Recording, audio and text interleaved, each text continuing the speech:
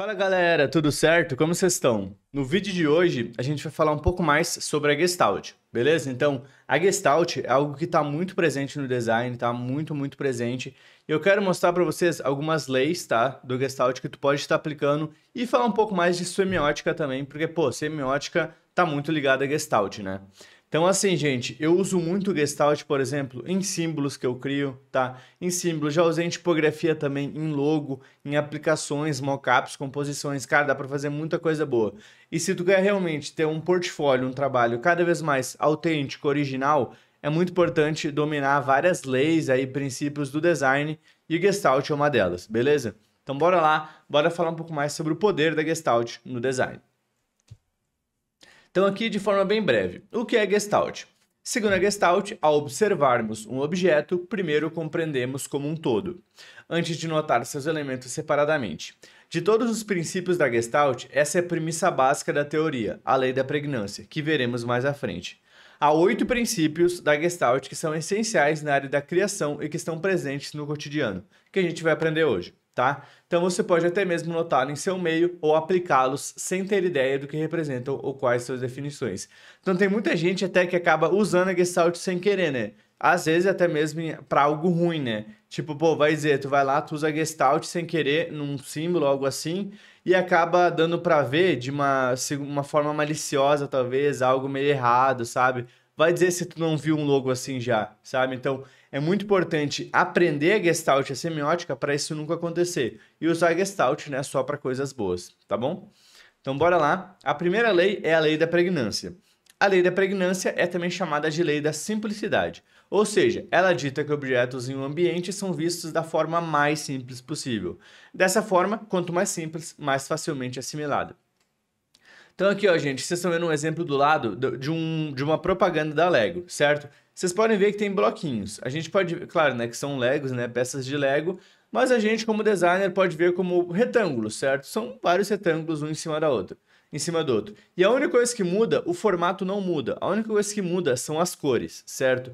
E só com isso a gente consegue ver de forma assim, muito legal mesmo, a família dos Simpsons, né? Então, pô, tem o Homer ali, a Marge, né? A Lisa, o Bart. Então, olha que legal, né? Uma coisa tão simples, pecinhas de Lego, a gente consegue ver a família dos Simpsons, tá? Então, é claro, né, que a gente consegue ver isso também, porque os Simpsons são muito famosos, né? Tipo, eles são muito conhecidos, então fica mais fácil. Mas, pô, é muito legal ver que essa semelhança a gente consegue ver, né? Assimilar através de cubinhos, de retângulos, né? Então isso é Gestalt. Essa é a primeira lei que a gente aprendeu hoje, tá bom?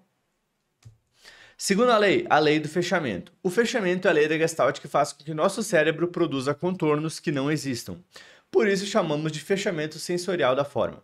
Dessa forma, os elementos são agrupados e eles parecem se completar. Ou seja, nossa mente vê um objeto completo mesmo quando não há um. Então olha que legal, eu até trouxe agora um exemplo em um logo para vocês verem, né? O primeiro exemplo aqui é um contorno, né? Beleza, a gente tá vendo o contorno em si, né? As flechinhas e tal no canto, né? Os contornos assim, mas a gente consegue ver também um quadrado. Mesmo não tendo um quadrado aqui, não sendo um quadrado, a gente consegue ver um quadrado, né? A gente enxerga isso aqui, porque a nossa mente completa as formas, as linhas, tá? E com isso, né, com isso a gente consegue também aplicar em símbolos, em logos, né? Então olha aqui no Carrefour, certo? Tem essa forma aqui, né, em magenta, rosa, vermelho, né? Tem essa forma e tem a forma no canto, certo? O azul. E a gente consegue ver, a gente consegue completar o espaço negativo vendo a letra C. Não tem uma letra C completa, ó. Essa parte de cima da letra C a gente não enxerga e a de baixo também não. Mas o nosso cérebro completa a letra e enxerga a letra C. Então isso é muito massa, né? Porque tem alguns detalhes da letra, né? Esse detalhe aqui, outro aqui, aqui. Então, pô, é um símbolo totalmente icônico. E a Gestalt ajuda muito nisso, a trazer toda essa pregnância pro logo e tu bate o olho e tu sabe que esse símbolo é do Carrefour. Isso é um símbolo muito forte, tá? Beleza? Próxima lei, a lei da semelhança. Elementos semelhantes em cor ou forma tendem a ser agrupados pelo cérebro em uma só unidade. Isso faz com que objetos aproximados, apenas com uma característica semelhante, se unam aos olhos do leitor. Então, pô, isso aqui é outra lei muito legal, né, do Gestalt, pô, muito simples.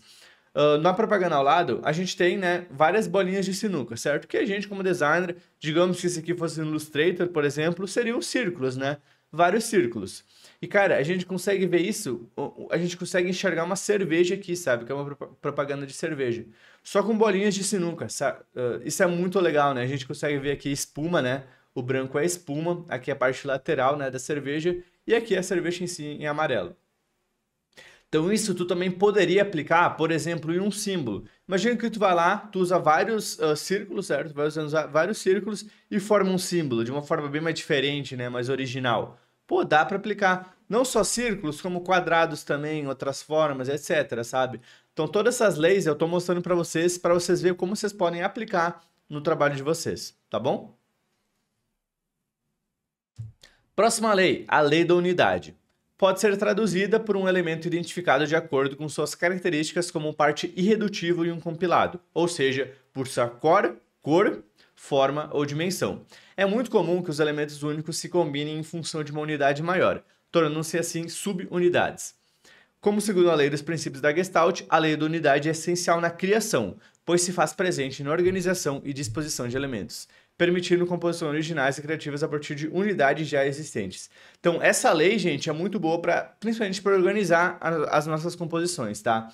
Aqui, ó, é muito legal, pô, outra propaganda que eu gostei muito também, que eles usam as fatias de um tomate, né? Então, é tipo um tomate cortado para representar o frasco, né, de ketchup, a embalagem em si. Então, outra forma muito original de fazer, né? Muito interessante. Então, cara, eles usaram a Gestalt aqui através de subunidades, né? Que são vários pedacinhos, né? Foram fazendo vários pedacinhos que foram formando o elemento principal, que é a embalagem, né?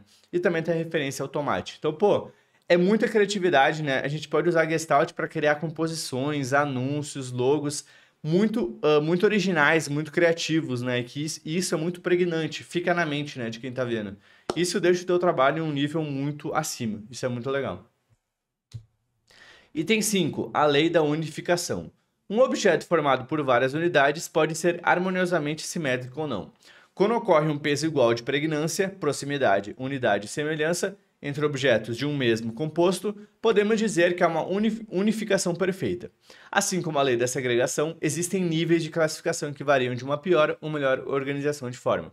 Ó, agora, gente, um exemplo de unificação perfeitas são as mandalas, tá? Que utilizam na proporção balanceada dois princípios da Gestalt, a semelhança e proximidade, tá? Para criar composições simétricas e agradáveis. Então, pô, mandalas, né?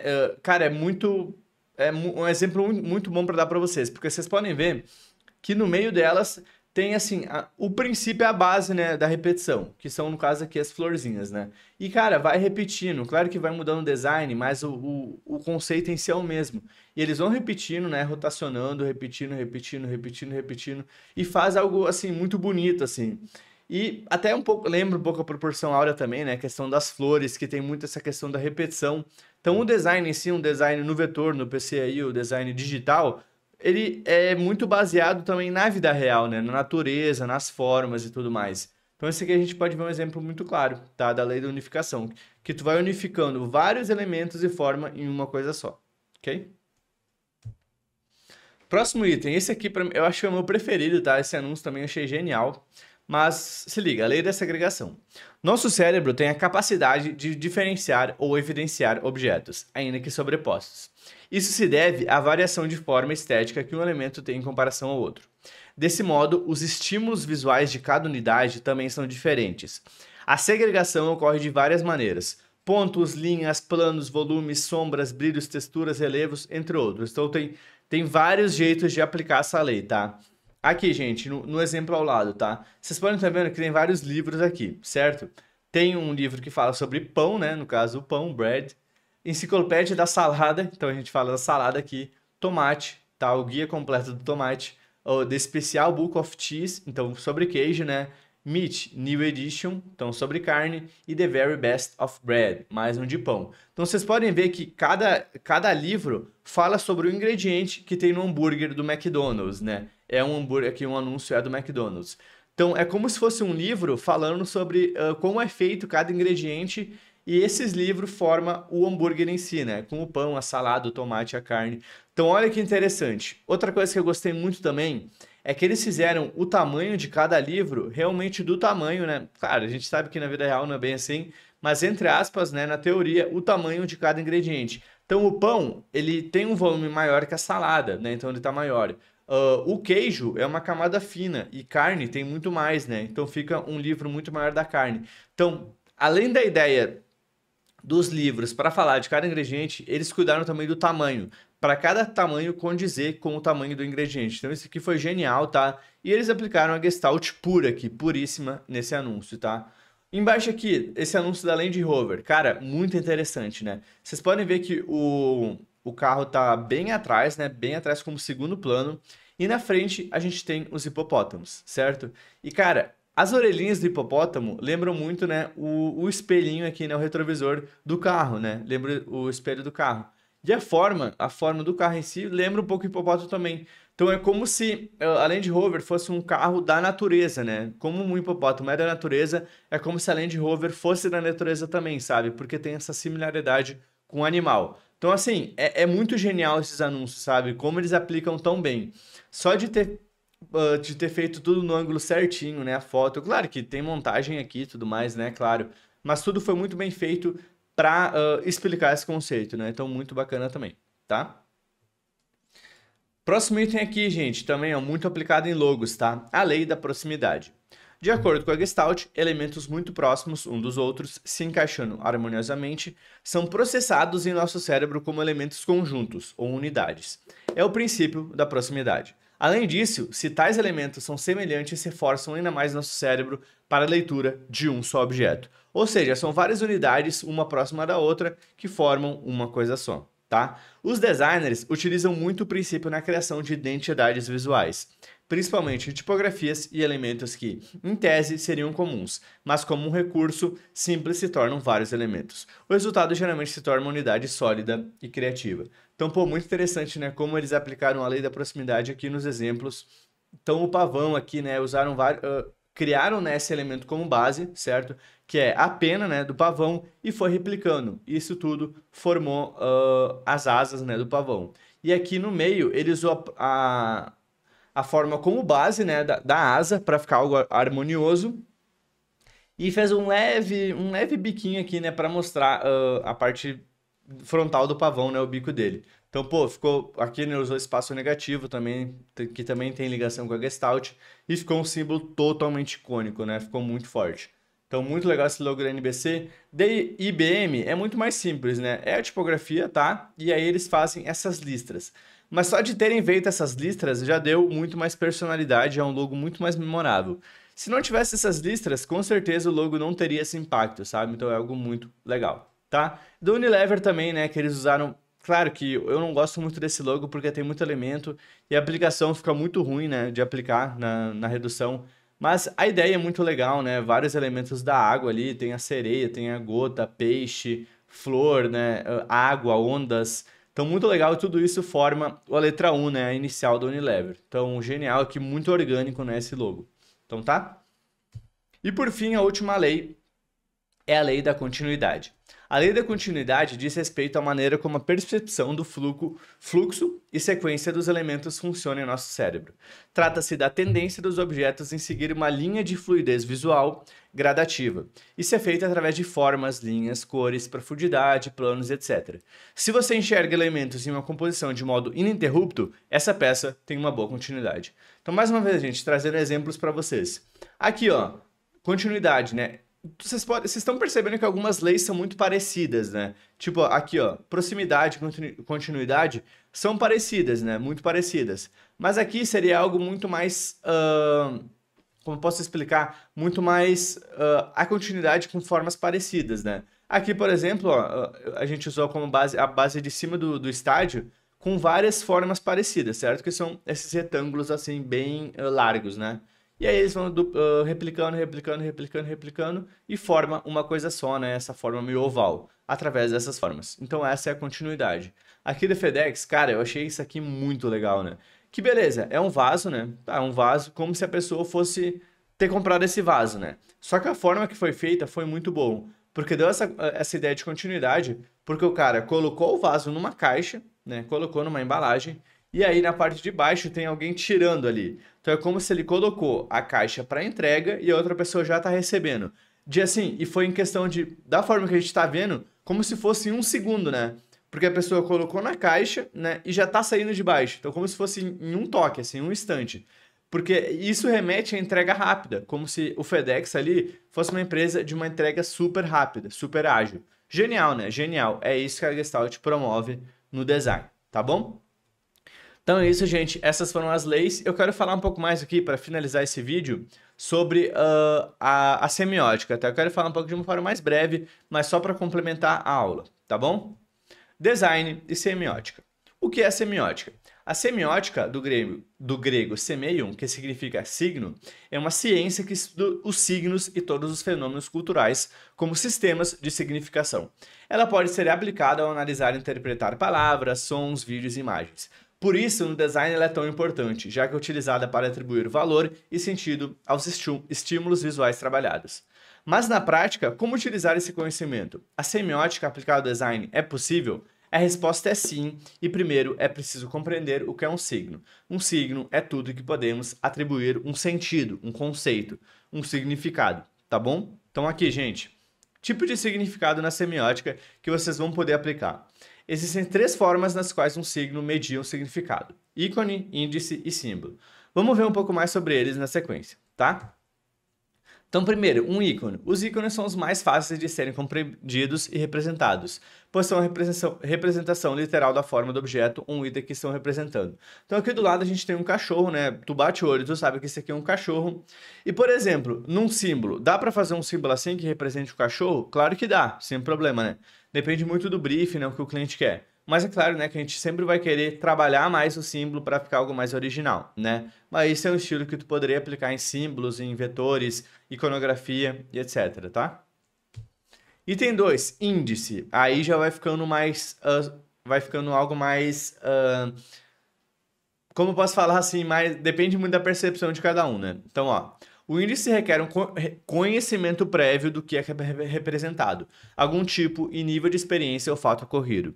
Aqui, por exemplo, podemos utilizar uma pegada para remeter ao cachorro. Então, a assimilação acontece por indução ou aproximação do signo representado. Ou seja, para a gente saber que isso aqui é pata de um cachorro, ou talvez até mesmo de um gato, algo assim, a gente precisa saber o que é um gato, né? A gente precisa saber o que é um cachorro. E a gente precisa saber do formato da pata dele, né? Como fica pegado no chão, para saber que é de um cachorro. Se a gente não soubesse disso, a gente não iria saber que é a pegada de um cachorro, de um animal, por exemplo. Então a gente precisa de um conhecimento prévio para entender o que é um índice, né? Algo muito mais sutil que lembra algo, tá? E isso é muito legal para utilizar em logos, né? Para não ficar um logo muito figurativo, muito óbvio, tipo de um ícone, por exemplo, para criar um logo mais, mais, tipo assim, mais interessante, mais interessante de ver, né? Mais curioso, para ser algo mais original, tá? Para não ser algo tão óbvio, sabe? E por fim a gente tem o símbolo, né? Os símbolos são signos adotados para representar algo, mas que não necessariamente possuem sentido ou leitura literal com aquilo que o signo quer conceituar. Um exemplo disso são as representações dos números, que nada mais são do que desenhos adotados como convenção para designar o 1, o 2 e todos os outros números. Então bora ver um exemplo aqui que a gente pode aplicar na semiótica? Aqui, ó, a conclusão. Em alguns casos, fica bem claro o que você quer passar, mas no fundo está ali. Repare no logo da Amazon, por exemplo. Você já percebeu que é uma seta partindo a letra A até a Z? Então aqui, ó, a gente tem a gente tem a flecha, né? Que ela parte da letra A e ela vai indo e para da Z, certo? E o que isso significa que a empresa... E isso significa que a empresa possui tudo o que você precisa, da letra A até a Z. Nesse caso, se paramos para observar, houve o uso do símbolo, ícone e índice. Então aqui, ó, no logo da Amazon, eles usaram todos os conceitos da semiótica, que foi o ícone, o índice e o símbolo. Isso aqui foi muito legal, tá? Então, o ícone seria a flecha, né? É a flecha de uma forma literal. E a gente também tem a questão do índice e do símbolo, né, que é o logo como um todo, e o índice, que é algo mais sutil, que é a questão da letra E até a Z. Produtos da letra A até a Z, tem produtos de todos os tipos, é um cardápio completo aí na Amazon, tá? Então, pô, é um logo genial, assim, que muita gente não sabe, mas tem esse conceito bem interessante, tá? Então, gente, é isso aí, tá? É isso aí, essa foi a aula de hoje. Assim, gente, eu aprendi muito sobre Gestalt na faculdade, principalmente, me ajudou muito, assim, a ver o design de outra forma, tá? Então estudem sobre isso, peguem a aula aí que tá à disposição agora, né? Estudem bastantes vezes também, vejam outros conteúdos no Google, tem livros sobre isso, tá? Porque a Gestalt vai fazer o teu trabalho ser muito superior, sabe? Vai ser um trabalho muito mais completo. Não seja só um operador de software, sabe? Ah, eu só sei mexer no Illustrator e Photoshop. Não. Domina mesmo as técnicas, os princípios do design para criar projetos muito mais interessantes. Fechou? Então é isso. Se tu gostou do vídeo, não esquece de deixar o like, tá? Deixa o like, me ajuda demais. E também deixa um comentário o que tu mais gostou, qual foi a lei do Gestalt que tu mais gostou, tá? Que eu quero muito saber. Fechou? Um forte abraço e até o próximo vídeo.